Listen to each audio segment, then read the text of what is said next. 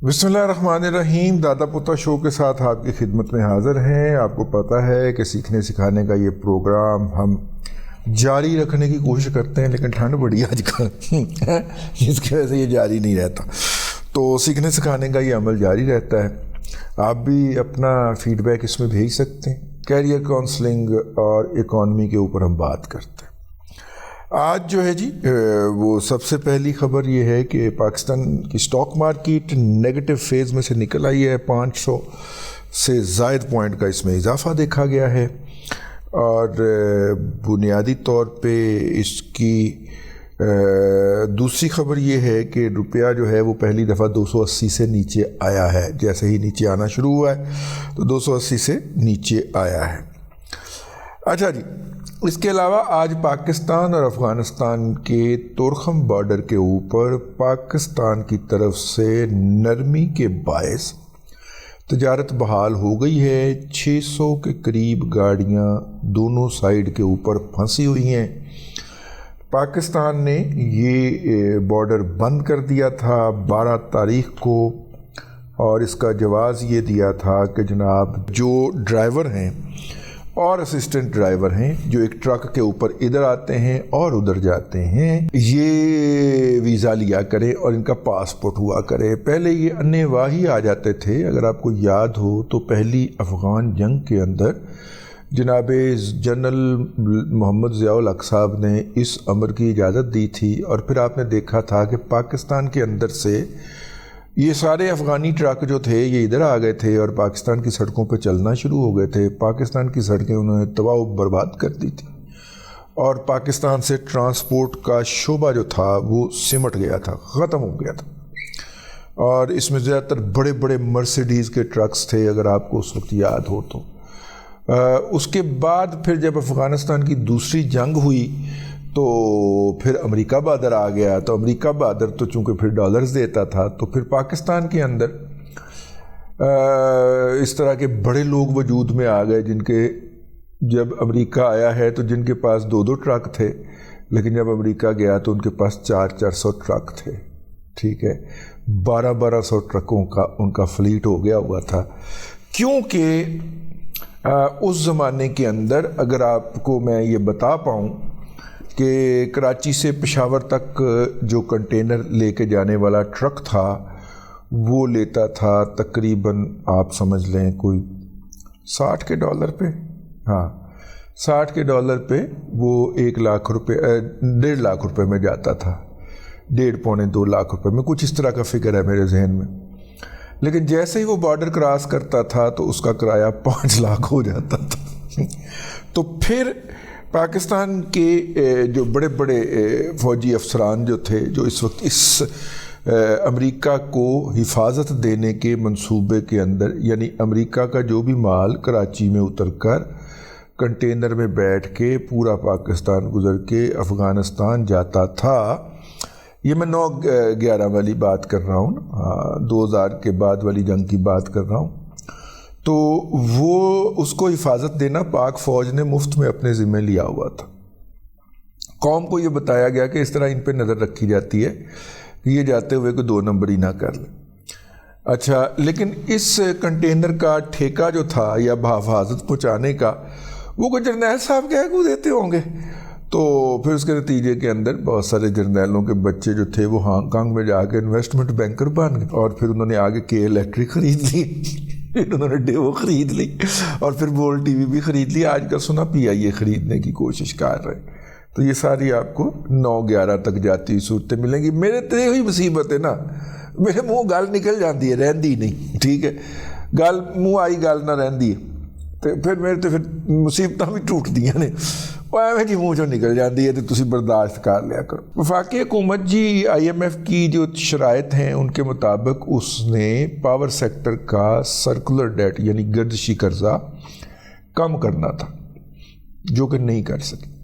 और ये care taker हुकूमत ने बड़े नारे लगाए थे, बिजली चोरी बंद करेंगे, ये करेंगे, वो करेंगे, कख भी नहीं कर सकी।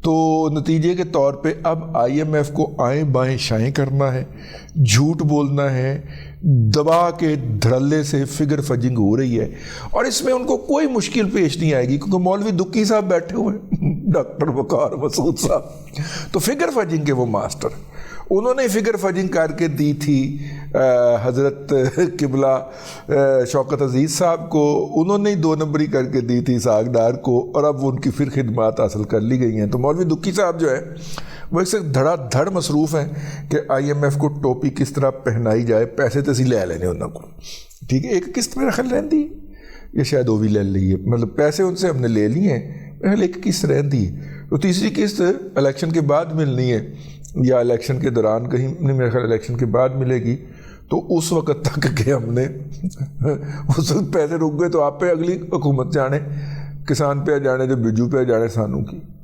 تو یہ جناب ایک دوسری یہ ایک امپورٹنٹ خبر ہے کہ سرکولر ڈیٹ کے جتنے دعوے تھے وہ بے بنیاد ثابت ہوئے۔ مولوی دکی صاحب آج کل دن رات لگے ہوئے ہیں کہ آئی ایم ایف کو ٹوپی کیسے پہنائی جائے۔ کل ایک خبر دی تھی، اور چونکہ ایک ایسی ٹیلی ویژن چینل نے دی تھی جو بیکری والوں کا ہے، تو بیکری والے پھر صحیح خبر نہیں دے سکتے۔ آج میرا خیال تھا مارکیٹ اٹھ کے چھت نو بجے گی کہ جی حکومت نے انرجی کے شعبے کا 1000 ارب روپے کا جو سرکولر ڈیٹ ہے وہ ریٹائر کرنے کا فیصلہ کیا، اور اس میں سے 250 ارب روپیہ تو صرف پاور سیکٹر کو ملے گا۔ اسی بھی جناب پاور سیکٹر کے شیئر دیکھتے رہے، آج میرا خیال تھا ہب کو گیا 180 تھے، اس کو بھی تو بقایا جات ملنے ہیں، باقی بھی گئے اوپر، فرق ہی کوئی نہیں پڑا۔ یہ ہوتا ہے خبر دینے والے کی کریڈیبلٹی کا مسئلہ۔ ہو سکتا ہے یہ خبر درست ہی ہو اور بعد میں ثابت بھی ہو جائے، لیکن چونکہ دی ایک ماٹھے سورس نے ہے تو اس لیے مارکیٹ نے اس کا اثر ہی نہیں لیا۔ یہی خبر اگر دی ہوتی بزنس ریکارڈر نے یا آج ٹی وی نے تو آپ دیکھتے کہ مارکیٹ کتنے وج دیے جا کے، چونکہ جی این این نے دی تھی لہذا کسی نے کوئی اثر ہی نہیں لیا۔ ہوتا نہیں کہ اللہ جی این این ہو دسو یار، چھڑو پر۔ اس تعصب کا ہمیں بھی سامنا کرنا پڑتا تھا جب ہم بزنس ریکارڈر میں ہوتے تھے اور جب ہم نہیں ہوتے تھے۔ مطلب میرا سب سے لانگسٹ سرونگ پیریڈ اگر کسی ادارے میں ہے تو وہ یا تو اپنے بھی لاگ میں یا بزنس ریکارڈر میں 92 میں، اگست 92 میں میں نے جوائن کیا تھا، ٹھیک ہے، اور 12 اکتوبر اور 15 نومبر 99 کو میں نے چھوڑا تھا۔ تو یہ سب سے لانگسٹ پیریڈ ہے میرا کسی بھی ایک ادارے کے ساتھ کام کرنے میں۔ تو اس وقت بھی ہمیں اس تعصب کا سامنا کرنا پڑتا تھا کہ جب ہم نے جانا تو لوگوں نے پریس کانفرنس شروع کرنی، اور پھر ہم اسے چھوڑ کے نیشن اور دی نیوز کی چلے گئے چکر لگانے، وہاں پہ جا کے نوکری کر لی۔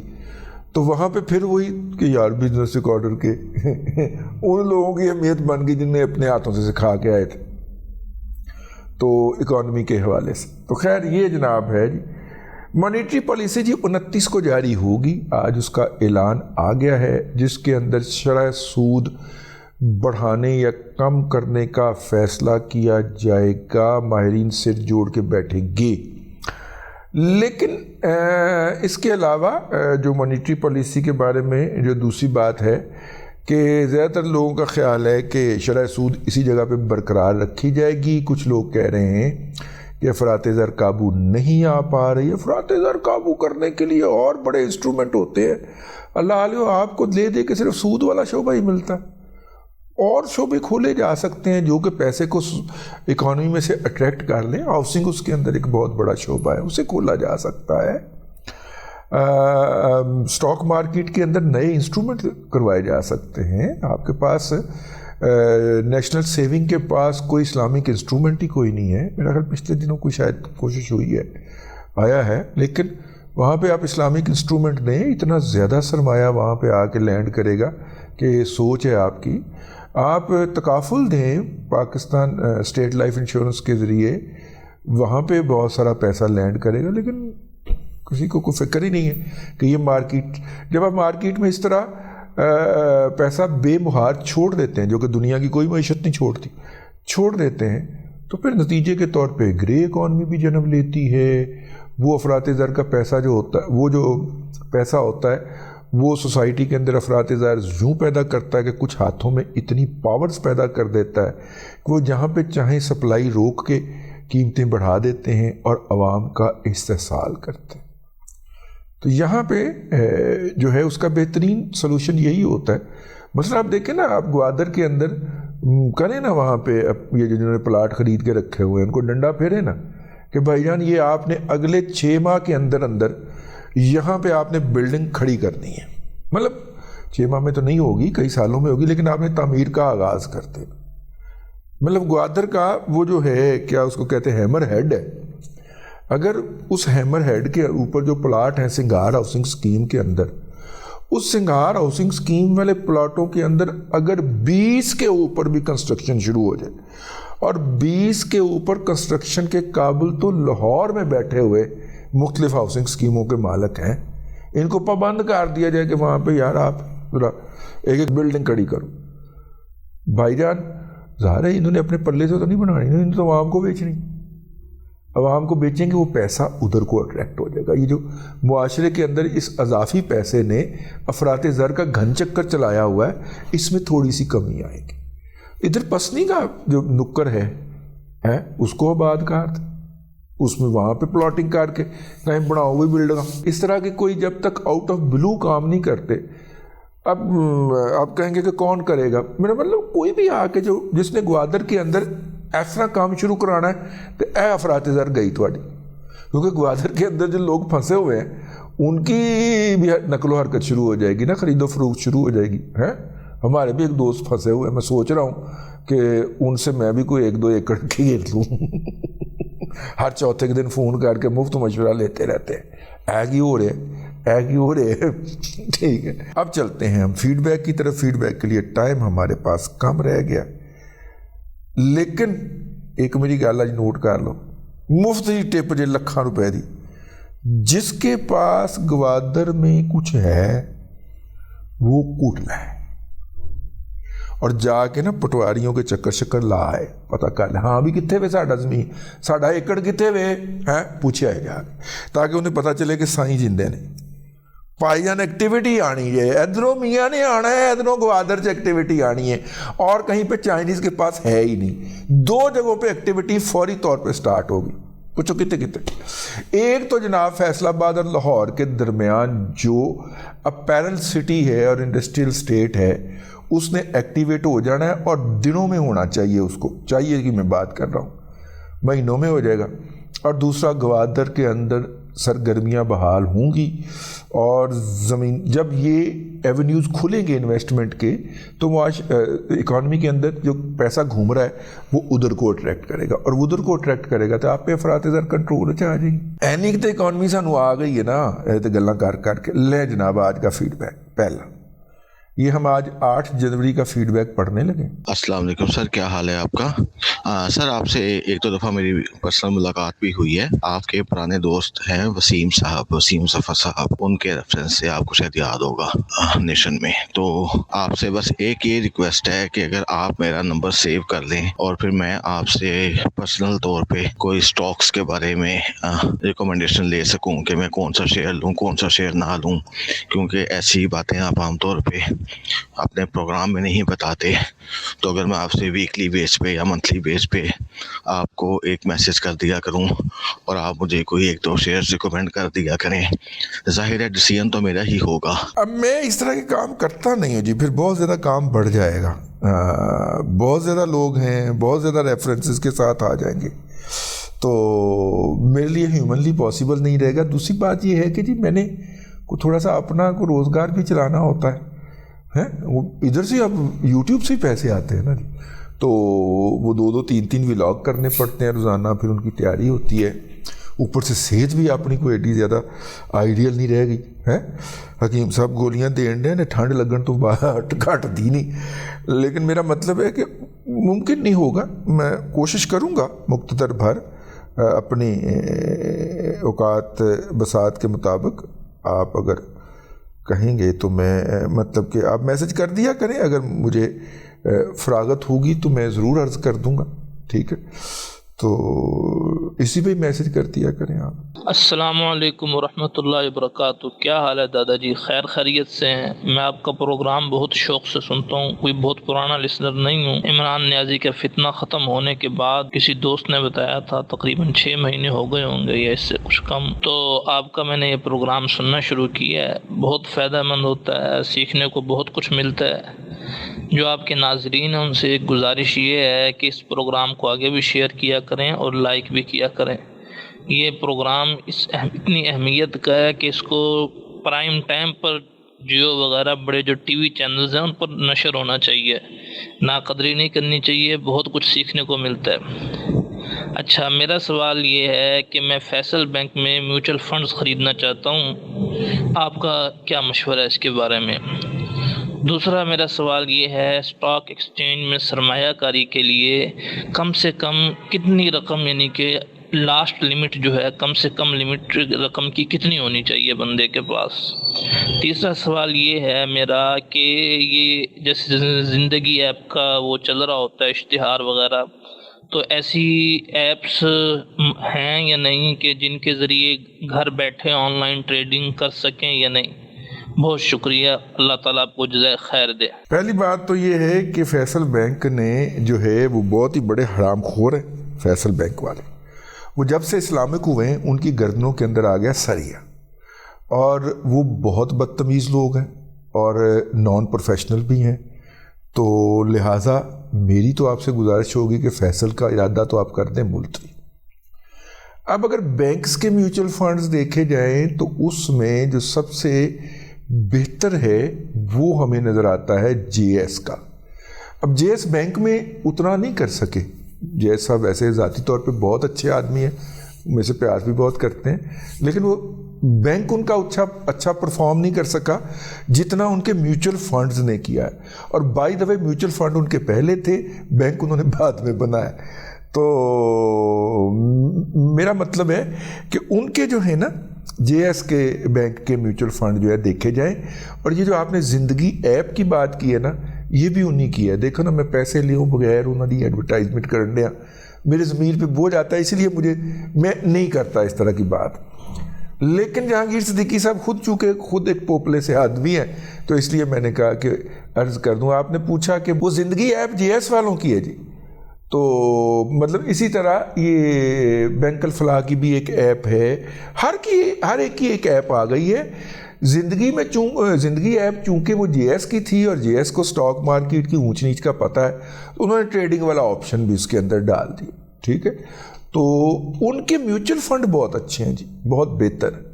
یہ ایک میں نے آپ کی خدمت میں عرض کرنا تھا کہ اگر آپ نے بینک کو ہی دیکھنا ہے، اب پتہ نہیں آپ کے ادھر جے ایس کی برانچ ہے کہ نہیں سرگودے میں، یہ اس کو دیکھ لیا جائے جی، کوئی حرج نہیں ہے۔ اور ایک اور بات بھی آپ نے پوچھی، کتنی لمٹ ہونی چاہیے کم از کم؟ میرا خیال یہ ہے کہ جتنا افراط زر ہو گیا اور جتنی ویلیو کم ہو گئی ہے اس وقت، اگر آپ کو امپیکٹ کریٹ کرنا چاہ رہے ہیں، ٹھیک ہے، تو آپ کے پاس ابتدائی طور پہ 3 لاکھ روپے کم از کم ہونا چاہیے، جس سے آپ مارکیٹ میں کوئی پوزیشن لے لیں۔